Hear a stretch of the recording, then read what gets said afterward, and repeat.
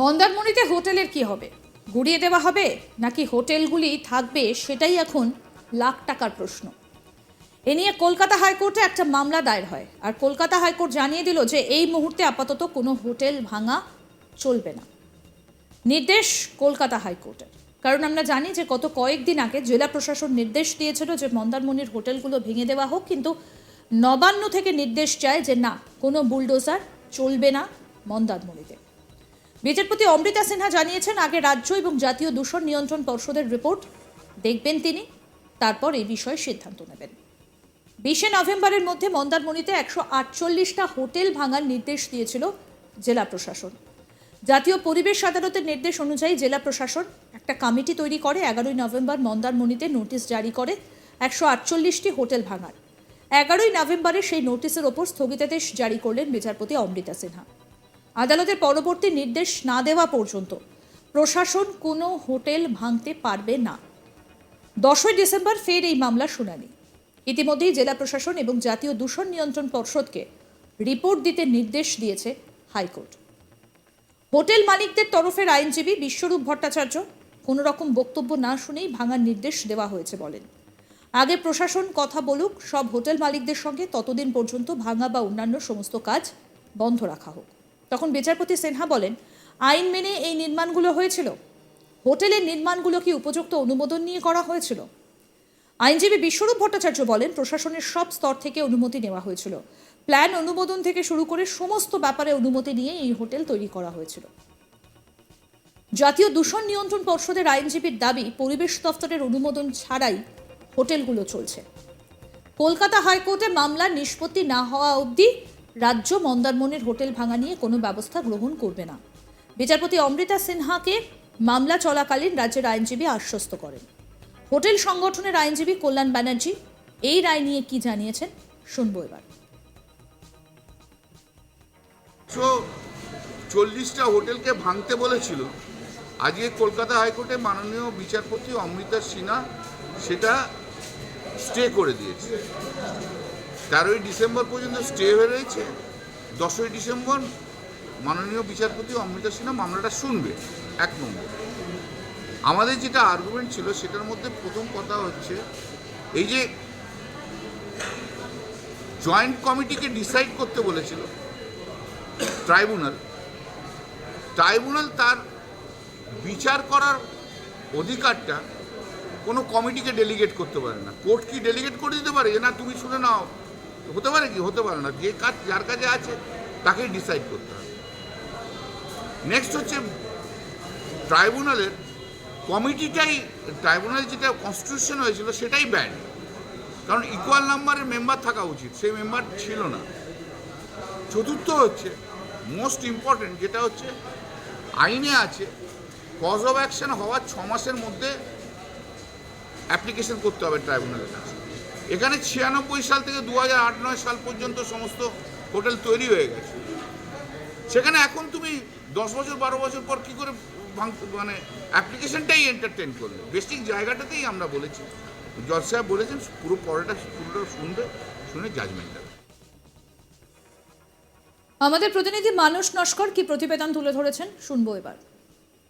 মন্দারমণির 148টি hotel ভাঙার নির্দেশের ওপর জেলা প্রশাসনের, পূর্ব মেদিনীপুর জেলা প্রশাসনের নির্দেশের ওপর স্থগিতাদেশ জারি করলেন বিচারপতি অমৃতা সিনহা। বিচারপতি সিনহার নির্দেশ, আগামী 30 ডিসেম্বর পর্যন্ত এই নির্দেশ কার্যকর করা যাবে না। কলকাতা হাইকোর্ট সূত্রে আমরা যেটা জানতে পারছি, গত 11 নভেম্বর পূর্ব মেদিনীপুর জেলা প্রশাসন একটি নোটিফিকেশন ইস্যু করে, নোটিশ জারি করে জানায় 20 নভেম্বরের মধ্যে মন্দারমণির 148টি হোটেল ভেঙে ফেলতে হবে। তারপরেই রীতিমতো সৈকত শহরে হইচই পড়ে গেছিল। হোটেল মালিকদের কাছে অত্যন্ত উদ্বেগের বিষয় হয়ে উঠেছিল। তড়িঘড়ি তারা কলকাতা হাইকোর্টের দ্বারস্থ হন। বিচারপতি অমৃতা সিনহার এজলাসে দায়ের হয়েছিল মামলা। আজকে বিষয়টি শোনার পর বিচারপতি অমৃতা সিনহা নির্দেশ দিয়েছেন আপাতত 30 ডিসেম্বর পর্যন্ত রাজ্য প্রশাসন বা জেলা প্রশাসন কোনো পদক্ষেপ করতে পারবে না।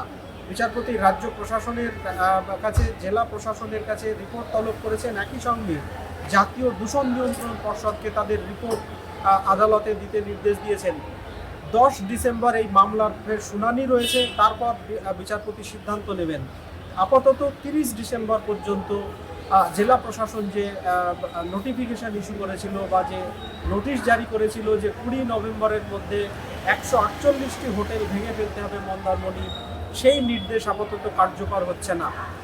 আদালত সূত্রে আমরা যেটা জানতে পাচ্ছি, সম্প্রতি ন্যাশনাল গ্রিন ট্রাইব্যুনাল একটি নির্দেশে জানায় যে মন্দারমণি সৈকত শহরে প্রায় 148টি হোটেল জাতীয় দূষণ নিয়ন্ত্রণ পর্ষদের যে সমস্ত নিয়ম রয়েছে সেই নিয়ম অনুযায়ী বা দূষণের যে ছাড়পত্র লাগে সেই ছাড়পত্র ছাড়াই তারা সেখানে ব্যবসা করছে।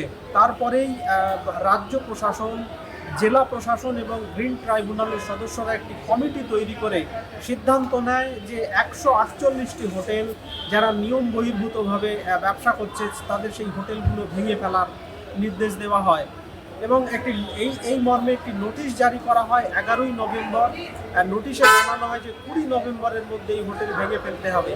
তারপরেই তড়িঘড়ি হোটেল ব্যবসায়ীরা তারা কলকাতা হাইকোর্টের দ্বারস্থ হয়েছিলেন।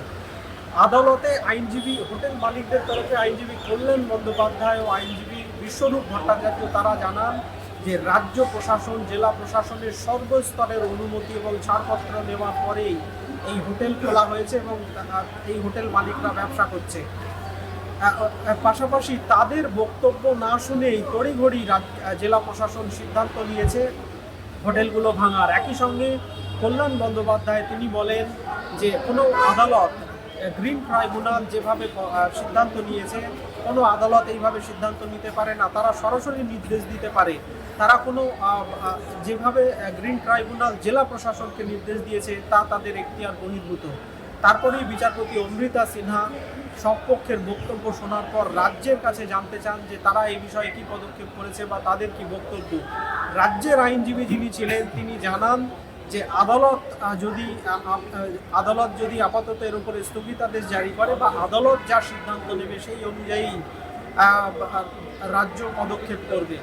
আপাতত রাজ্য হাইকোর্ট বা বিচারপতি যদি নির্দেশ না দেন তাহলে আপাতত জেলা প্রশাসন যে নোটিফিকেশন ইস্যু করেছিল তার উপরে স্থগিতাদেশ রাখা হবে বা আপাতত সেই বিষয়ে তারা পদক্ষেপ করবে না। আশ্বস্ত করার পর বিচারপতি অমৃতা সিনহার নির্দেশ দেন আপাতত 30 ডিসেম্বর পর্যন্ত 148টি হোটেল ভাঙার যে নির্দেশ জেলা প্রশাসন দিয়েছিল সেই নির্দেশ কার্যকর করা চলবে না। 10ই ডিসেম্বর এই মামলাতে শুনানি রয়েছে। 10ই ডিসেম্বর সব পক্ষের রিপোর্ট খতিয়ে দেখার পর বিচারপতি সিদ্ধান্ত নেবেন এই বিষয়ে। ফলে আপাতত বলা যায় যে মন্দারমণির হোটেল ব্যবসায়ীদের কাছে আরও আপডেট পেতে দেখতে থাকুন আজ তাক বাংলা, সাবস্ক্রাইব করুন।